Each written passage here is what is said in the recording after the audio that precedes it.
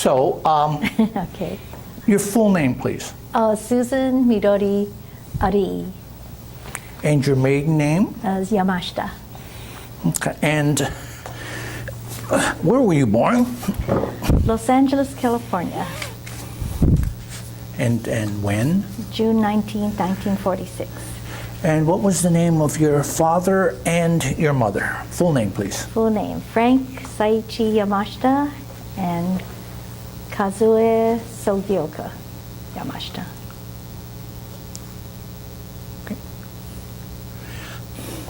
And where were your parents born? My father was born in Hiroshima, Japan, and my mother was born, I'm not sure, but I think in West Covina, California. I'm not really sure. Okay. And what did your father do before he came to the United States? Oh, geez, what did he do? I can't remember what he did.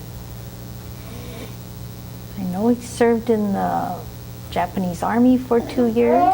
He was like, just, as my mother would say, he was like drafted, like they do over here. Remember they used to draft people. He was in the service, Japanese Army, for 2 years.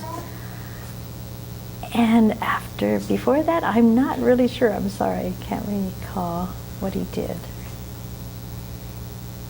Let me make sure I understood that your father served in the Japanese military before he came to the United States. Yes. And he was allowed to leave Japan, obviously. Well, he did that illegally. I don't know if it was allowed or not, but he stowawayed on a ship.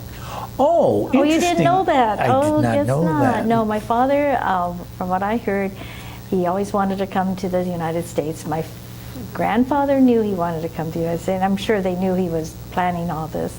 And from what I heard, that he befriended some people that worked on sailors or whatever that worked on a cargo ship. And he became friends with them. And then one night, he and a few other, from what I heard, there was 3 of them that stowed away on this ship. And I don't know how many weeks or months that they had to travel from Japan to Los Angeles or San Pedro. And he was on that ship, and he was in that cargo bay. Of course, they didn't know he was there, but the helpers would come and bring food to them and have them survive for all those weeks or whatever. And then when they got to San Pedro, I think it was at night, they were like a mile offshore, and he jumped overboard. The other 2 guys jumped overboard, and they swam to shore, and they all split because they figured if they get caught, they're going to be in trouble. So they all went different. Back then, there was nothing around, and they all split. And he started going up, and I guess he said he had I don't know if it was a plastic bag or something. He had whatever information he had or clothes. That's all he had. Put it on his head so he wouldn't get wet, and swam to shore. And then he was walking. He said he was walking down the street, and this Japanese man just happened to be driving by in a truck and seeing my father walk down the street early in the morning. It must have been very early in the morning, and asked him where he was going. He says he wanted to go to Los Angeles. He said, well, you're walking in the wrong direction. So he picked him up and took him to Los Angeles, and I guess started talking to him, and he found out the name of the person he's getting in touch with, and that's how he found out that found this person. I forgot his name, but they found this person somehow, and he lived with them, and then he's the one who got him jobs, like being a farmer or whatever. And then from there he became a farmer, and I guess it must have been in the San Gabriel Valley somewhere. And then we got to how he met my mother. And your father did not speak any English? Oh, no, not at all. And so there were no events or incidences in which your father being here illegally, no no questions or anything by the authorities in terms of, who are you or anything like that you know of? That I don't, yeah, we lived like normal people and nobody questioned him, or he eventually, well, of course this is sometime after the war, but he became naturalized citizen. And I guess he had a clean record all these years, so I guess somehow the government knows if you're, I mean, you have to have some kind of paperwork somewhere to live there, to buy a house or to own a car or whatever. So I don't know how they figured this out, but even at the time when they were taking him away right during the war, they knew his history. I says, how would they know that he was, like all of a sudden the FBI comes to your door and take him away, like why Pop, why did he behave? But they had documentation that he was in the Japanese army. And I guess heaven knows how they get all this information. But because of that, that's probably why they took him, because there was nothing he did here. No, he wasn't an instructor, he wasn't anything that would do with the Japan kind of thing. So, except for being in the army. And I think that's where they thought he might be a spy. But then my mother said, she says, it's just being like drafted. You're not really, he wasn't a what do you call it, a professional soldier or anything like that. That wasn't his life. He was just being drafted and served his time as everybody else does. And then that was it. But because that was the only reason that they figured, because he's from Japan. Of course, he was illegal way back when. So maybe they thought he still had connections to Japan and yeah, so that's what happened. I'm going to skip over some of the questions we went through the first round and ask you this. Do you recall whether your mother or your father or both ever speaking to you or your brothers or sisters about how life was before the camps? Not really. No, they really never said very much. I just remember that, my mom said that, she really had aspirations of being, going on to school. That's what's her thing. She was very smart, and she was very, from high school she wanted to go to college. But back then she knew it was very difficult and financially wise, and just being a woman and being a minority, probably back then it was very difficult to try to go into college. But she wanted to do that. She wanted to go into medicine. She wanted to be a doctor at one time, and but of course that never materialized. And then I don't know what kind of work she did. She never really mentioned it. My sister might have known, but all the time I was born, she always just worked, in the farms and with my father. And maybe she did some house cleaning or something like that. But because sometimes she would go someplace without my father. My father would be doing something else, and she would do something else. I have a feeling, but they didn't say too much. In fact, when they met, I don't think she really wanted to marry my father. It was almost like one of those arranged marriages kind of thing. She really wasn't that excited about getting married at that time, but I guess back then you just, this is how things were, and she eventually got to know him. I guess because she's a Nisei, she was like, she didn't think about marrying an Issei from Japan that barely spoke any English or whatever, but she did speak Japanese because her parents spoke Japanese. But so your mother graduated from high school. Yes. Do you happen to know what high school it was? Oh, geez, it had to be something like West Covina High School or something to that effect, or if there was one like that. West Covina probably didn't exist then, but Covina High School, maybe, yeah. somewhere around there. What about your father? Do you know anything about his educational background? He didn't go very far, I don't think. I know he went to a middle school, and I think he went to high school, but I don't know if he finished high school. I know he went to middle school. Well, do you recollect as you grew up, was your father able to read and write Japanese? Oh yeah, he was he always did a lot of Japanese reading. He used to write. Okay. Then later on, he joined like haiku clubs and things like that over here. Okay. So getting back to the ranking of your sister, and she was born before the war, and then who was next? My oldest sister is Janet, and then Eileen. Eileen. And she was when was she born? She was born. Well, she's 9 years older than I am. Okay, and if I'm 68, so I can't do the math. I'm sorry. But it was before the war. Oh yeah. Yeah. Well, yeah. She said she was only about 4 years old when she was in camp. Oh, okay. And then after your second sister, who was next? Fred, my brother Fred. Fred. And he was born in the camp?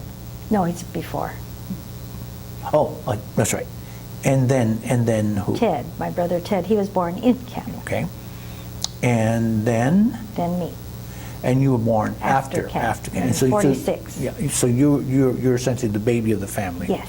And the age difference between you and your oldest sister? Was about 10 years. Then Eileen and I are about 9 years. And would you say that you were close to your brothers and sisters? Yes. Well, because of the age difference, when we were little, not so much, because they had their own lives, and I was just younger then. And my brothers, we did things together. Not until later on, like in high school or something like that, but we hated each other too. So it's, one of those sibling things.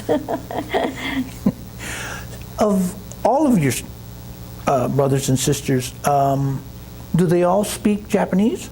No.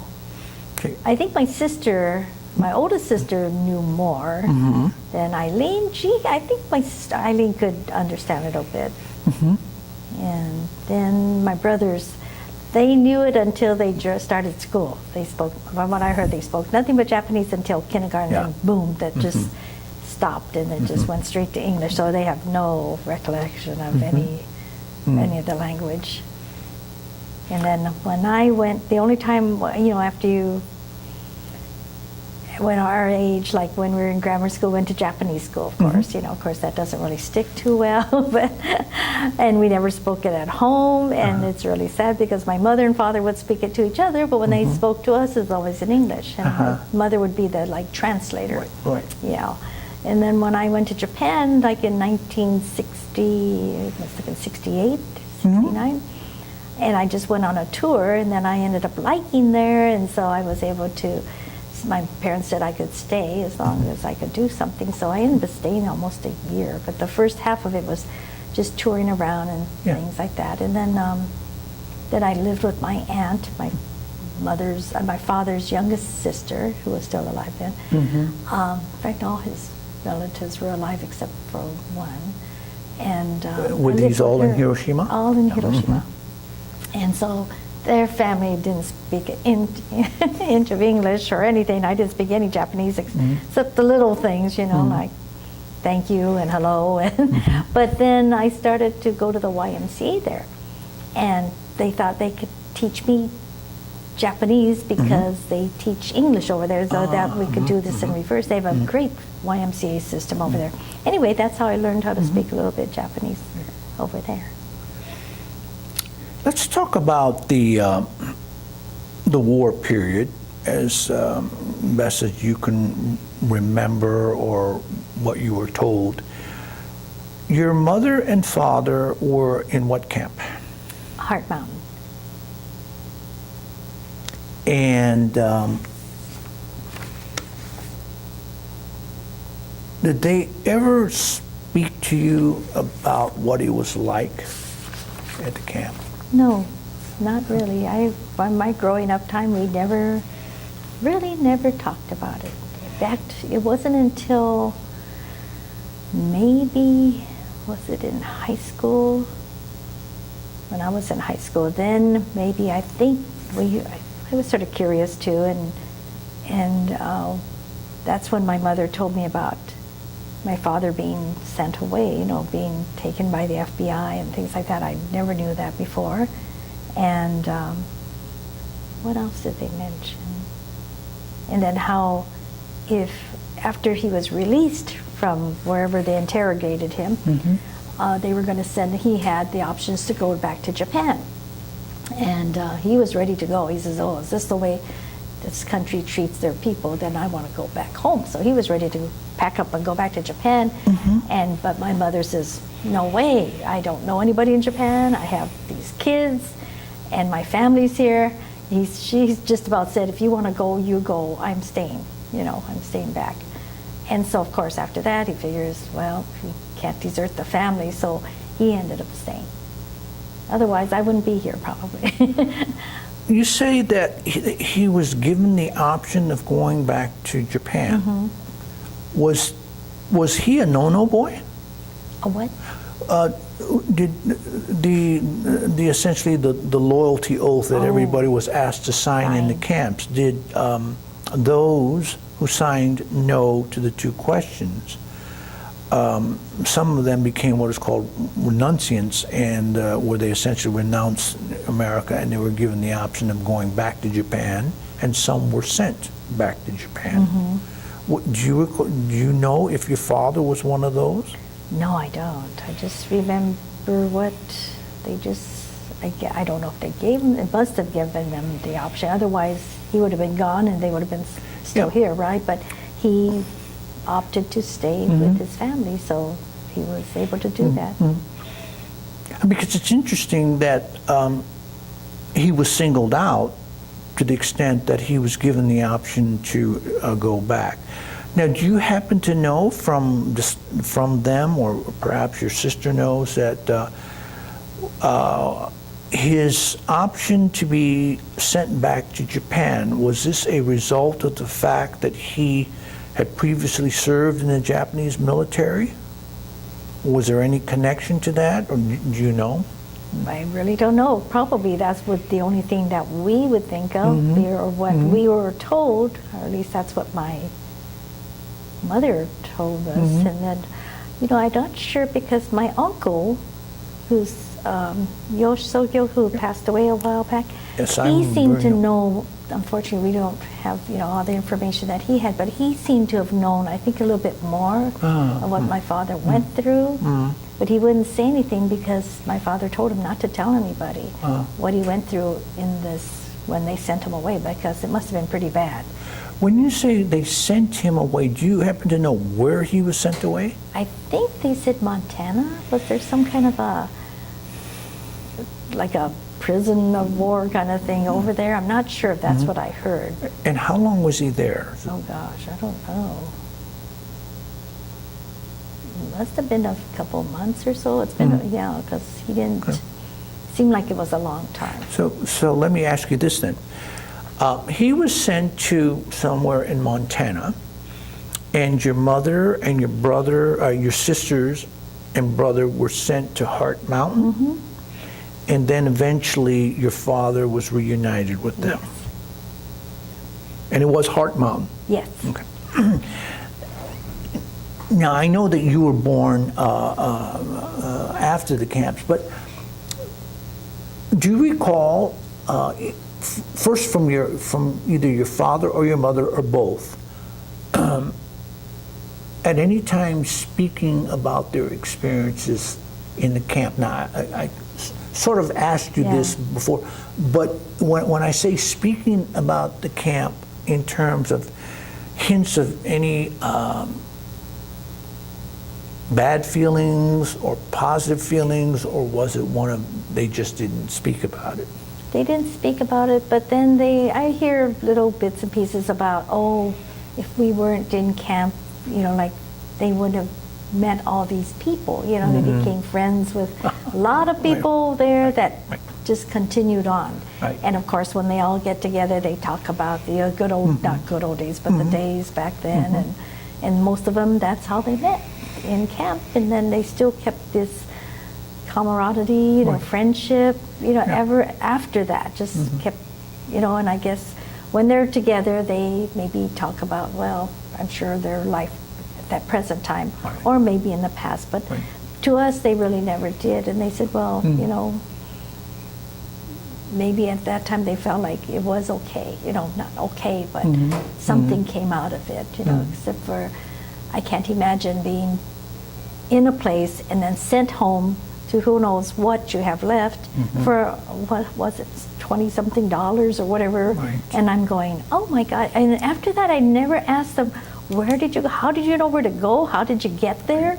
It must cost them. I go, they landed in El Monte right after the war. That's when I was born. And it was like, my mother would say, oh, you were almost born behind the church, because they were just in the shack, literally, the shack right behind the Sage Memorial Church. It was called something else back then. It was a Methodist church, but they call it Sage Memorial Methodist Church now. That's in Monterey Park. But it was just in El Monte before, and they had I remember that thing, and that building back there was there for the longest time when we were growing up and going to Sunday school. So I didn't know for years later that that's where my parents lived when they were first out of camp. And I go, we lived in their one big room place. That was it. Did they lose everything? Oh yes, they lost everything. That I don't know. Unfortunately. Did they ever discuss that? Did they ever show any emotions about losing everything when they were put into the camps? That I don't really know. I know after, well, I didn't know till years later that my mother told us that that's where they lived. Right. And I go, and she never really, I says, oh, wow, that's, I'm sure in her mind she felt like, that would have been the choice place to live, and they would have been really prospered over there, because it was a ideal place, and I'm sure she probably felt that kind of remorse, like, they lost that. And your oldest sister, the firstborn, was how old was she when she was in the camps? Do you happen to know? I would think if my sister Eileen was about 3 or 4 or somewhere around there, or maybe 5, then my sister had to be, just a few years older, because they're only a couple, like 18 months apart. So she must have, she seemed like older than that. I don't know, like maybe she was 5, 6, 7 or 8 or something like that. I forgot the age thing when they were there. Does she ever speak of her memories or recollections about the time in the camp? No, not that I remember. She never really said very much. Okay. Now, I'm going to ask you about that same sister again, but I'm going to start with you in asking this question. Knowing what your parents went through, as most of the Japanese Americans put into the camps and so forth, as you look back on that, how do you feel today about that part of the history of our country? I think it was very sad. I think they went through a lot, and it's sort of sad because I really, like you say, we never talked about it, and it was always sort of a hush-hush kind of situation. Nobody discussed it, and I'm sad that they didn't, that we didn't learn more about that. And even our daughter-in-law now, she's a school teacher, and she says, it's a sad part of that part of history that nobody knows. It's like it never happened. It was like the Nazi camps. People think that was not real or something, and all these things. And you figure, wow, and they had so many of these camps all over the United States, and we just hit the tip of the iceberg with just the West Coast. And I go, wow, I feel like, there should have been more said, or now there are like museums are being put up and things like that, but for the next generations, but really they don't know. like you say, what happened. Unless you go to these places, nobody knows that this was really happened, and people were thrown into camps and like prisoners, and they're American citizens. Yeah, that's really bothered me a lot. Do you have grandchildren? Well, they're like step-grandchildren. Okay. My husband Thank you. from his first marriage, so we have, his children, then there you have children. Yeah. And getting back to a statement you just made about 30 seconds ago, that you would like to know more about what happened for yourself and for your grandchildren and their children. Is there any specific thing that you would like to have known about what your parents experienced during the wartime and in the camp?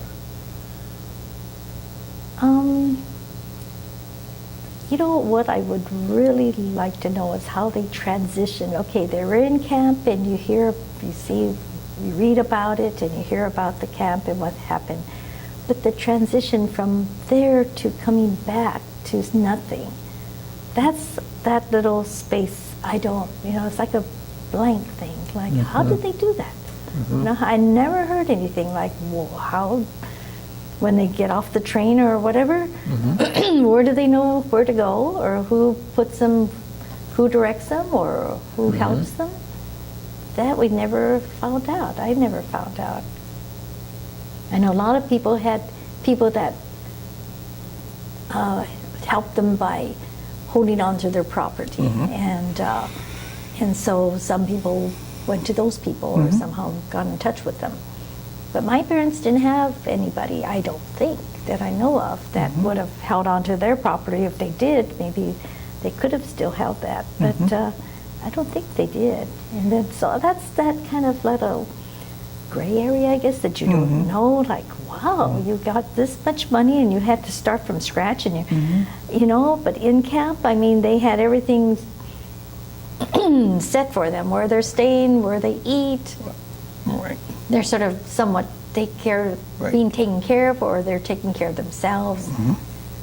But after that, it was, that's what sort of bothers me. Like, wow, how did they do that? And my mother and father never really mentioned it. They I don't even know how they got to that shack behind the church. It's just with kids and whatever you had with you in camp. And then how do you start from there? Well, that brings me to the next question. You were born, do you happen to know when your parents, or do you happen to know when your parents left the camp, Heart Mountain? Oh. What year? Let's see. I was born in 46, so I presume it was, I'm not sure, 45 or 44, or somewhere around right after. Okay. And you were born El Monte. El Monte. Well, my mother said I was almost born behind the church, but they got me to the hospital in Los Angeles, so my birth certificate says Los Angeles, but I was more or less raised in El Monte and West Covina, or Covina back then. What are your earliest memories of growing up in El Monte? I don't have anything. In El Monte, I think basically we were born, and then I think I don't know when we moved to Covina, and then we lived in this house that was on my uncle's property. And I remember from then, going to kindergarten from there. We were in that Covina home from when I was like 5, 6, 7. And I think about 8, then we moved to El Monte, back to El Monte, but a different part, and that's where I more or less grew up from then. And your father at the time was nursery? He had opened nursery. up? He never opened the nursery. He just went back to gardening. Oh, and he gardening. was doing gardening. Right. And your mother stayed at home? Stayed at home, or I'm not sure if she really worked, but I know she helped my father later on. But at the beginning, I'm not sure really what she did, if she did housekeeping or she did gardening with him. That's sort of a little spot I can't remember. So what was life for you, let's say, during elementary school, I guess they called them junior high schools back then. How was life for you? Describe your neighborhood. Were you living among many Japanese Americans? Was it white? What? Oh, yeah. In the grammar school, of course, that was mostly white, but the community was Japanese. We went to Japanese school, went to a Japanese church. My uncles lived close by, and basically that's when the community center, I think, started up back then too. And because we were little, I remember young and still going to